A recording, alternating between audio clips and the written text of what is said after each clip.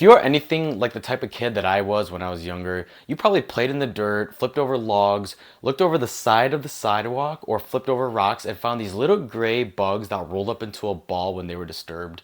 I called those roly polies, and I'm sure a lot of you did too. But fun fact is that roly polies are not actually bugs at all, and they're actually worth hundreds, if not thousands of dollars in some cases in the reptile hobby today. I'm Sam with 000's. Today we're going to go over what exactly is the isopod. Stay tuned.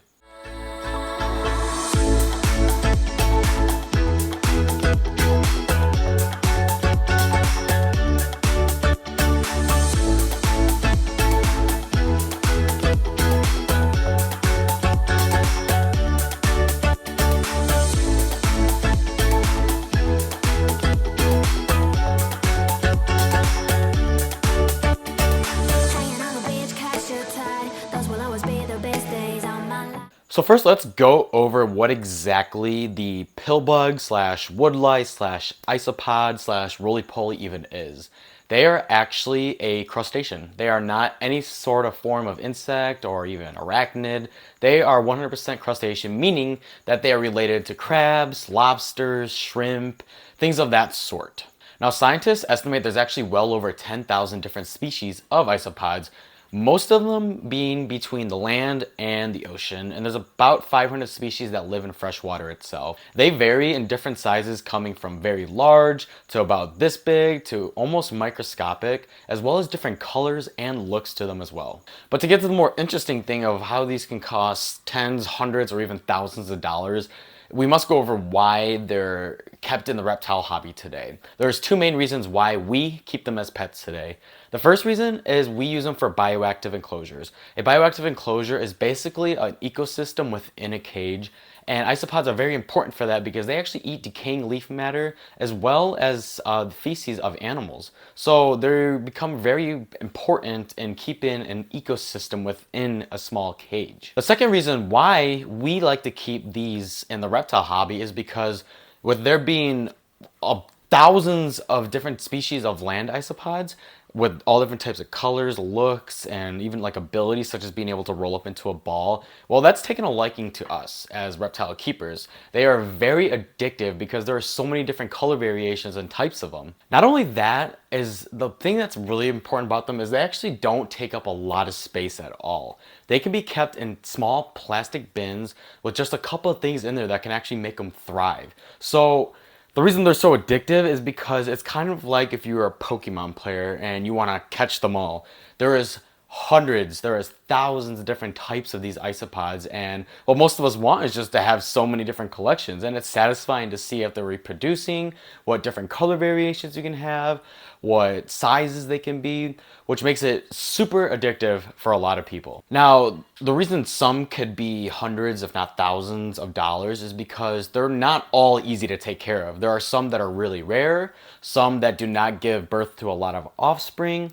There are some that easily die without the correct conditions. So there's a lot of different factors that can affect how some of these isopods are readily available and how it affects their price range as well. Now, when it comes to buying and having isopods as pets, most people usually get or sell them in quantities of 10. And the reason for this is because you don't want to buy just one singular isopod. That's not really worth anything. It'll most likely just go and die off by itself.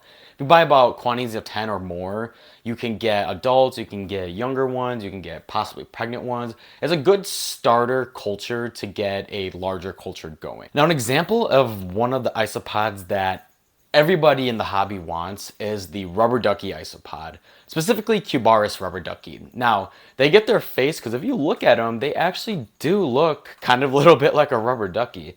And these isopods are not rare by any means. They're actually fairly common, but they are more on the higher end side. So the cheapest I've found them for is about $80 US, but they can go up for about $200 for a quantity of 10. Not saying you should spend that much, because if you look hard enough, you could find a decent deal for them. But the reason why they cost so much is because they do not create a lot of offspring. and they need to become well established before they start breeding. So they're not the easiest to take care of, but nonetheless, they are an incredibly cool looking species. Now to go back to what I was saying about there being different types, you can get really cool different types of looking isopods for fairly cheap. A big beginner isopod that a lot of people start with is the Porcellio dairy cow. And these literally look like a little bit of a dairy cows, or even the Armadillidium maculatum zebra isopod, which have stripes that kind of replicate a zebra. Now the point I'm trying to get at is that you can get a couple of few cheaper starter species, and once you start seeing the different colors and variations and they start to increase their capacity in your bins, you get so addicted to them because you can keep them in a very small space, you could stack them up, you can keep them in a full room, you could put them on shelving units, and you could have so many different types in such a small area that you just want to get more and more and more. So they have blown up immensely over the past few years in the reptile hobby itself. And with that, there's a ton of uses you can have with them as well. You can keep them in bioactive enclosures to give your setup more of a naturalistic feel. You can use them as feeders depending on what species you have. You can raise and sell them, which is what I do personally, and I continue to collect more to have as pets as well. You have a bunch of different options of what you can use with them, and they just become so popular because of that. Now, there are 4 main ways I'd say you could probably get your own isopods. The first and probably the easiest way is you can just go outside and find your own and collect a bunch and put them in a container. 2, you can go to a reptile show. I know reptile shows are everywhere in the US for the most part. You can go on Morph Market and find a breeder that will ship them to you if you're wanting to pay a shipping fee.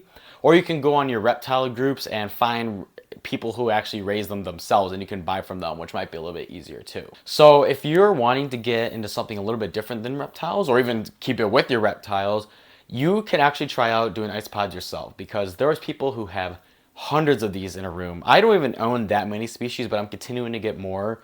And there's people out there who have rooms full, shelving units full of all these different types of isopods because they are so addictive. And the easiest thing about them is that they just so are easy to take care of. They're inexpensive depending on what kinds you get. So they're really easy for people starting out to do something like that if they want to try something different. Let me know in the comments what you think about isopods. Did you know that they were actually crustaceans? Did you always think that they were bugs? Do you think they're interesting? Did you know there's over 10,000 different kinds of them? Are you wanting to get some yourself? Do you own any cool ones? If you could also leave a like and a subscribe, that would mean everything to us. Check out our Instagram and our Facebook too.